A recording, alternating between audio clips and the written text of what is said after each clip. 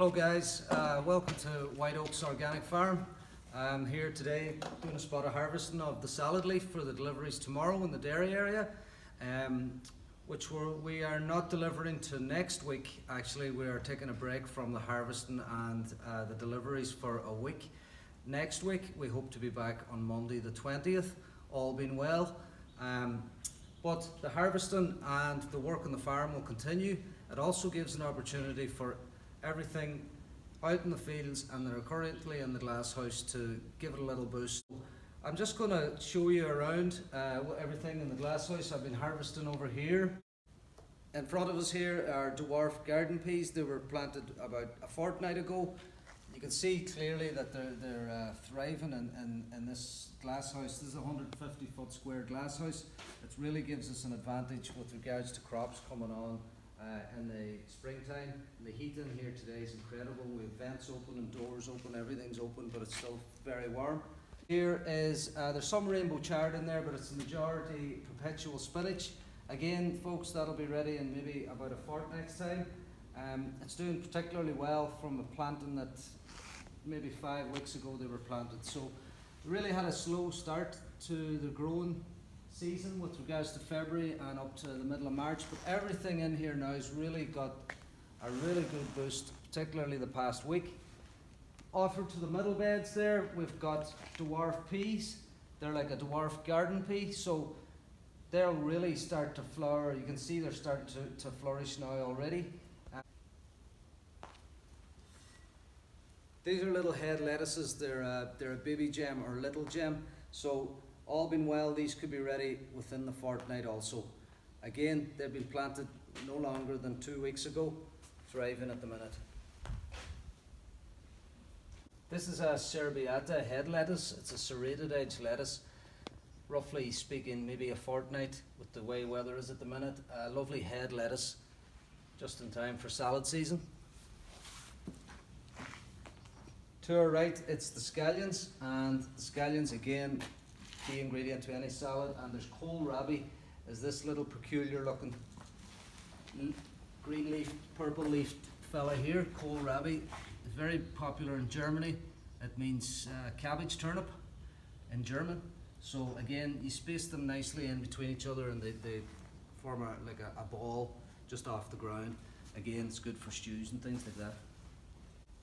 So guys, that's all the plants in the glass house today, but I've got a lot of inquiries recently for people that are doing their own sowing at home, how to get compost, how to get the right compost, what to do, how to source seeds. So now we're going to take it back from what you see here back to a seed farm, and we'll do some sowing into modular trays, and that way you can see how to get started at home yourself with regards to the current climate that we're living in. A lot of gardening, a lot of people taking up hobby gardening. So let's get to that now. Here we're doing a spot of sowing here at Whiteoaks Organic Farm. So what I've got in my hand, we call these seed tray. They're an 84 so called because there's 84 modular cells in that. We would put 84 singular seeds into every module, but yourself at home, you might be doing beetroot, so you do your beetroot in one line, your lettuce, your spring onion, maybe your onions.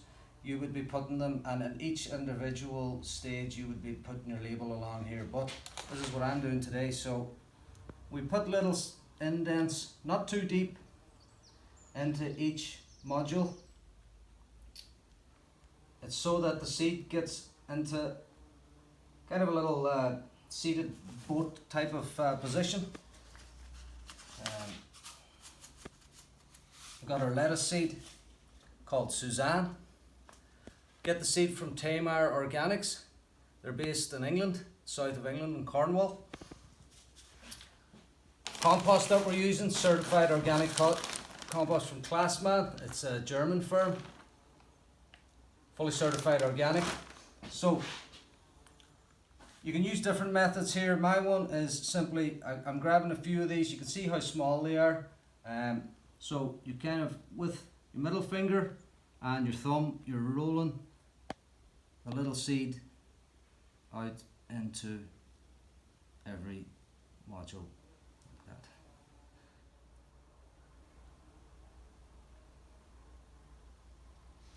So guys, that's the 84 sown.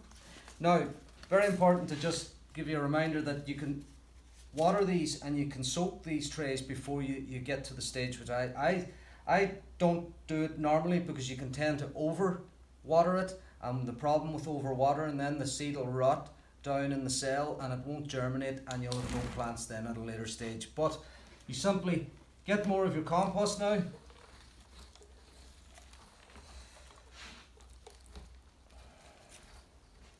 Got a little mortar here, but you can use a 2x4 or any type of cut off of a wood that's got a straight edge on it. Firm them in.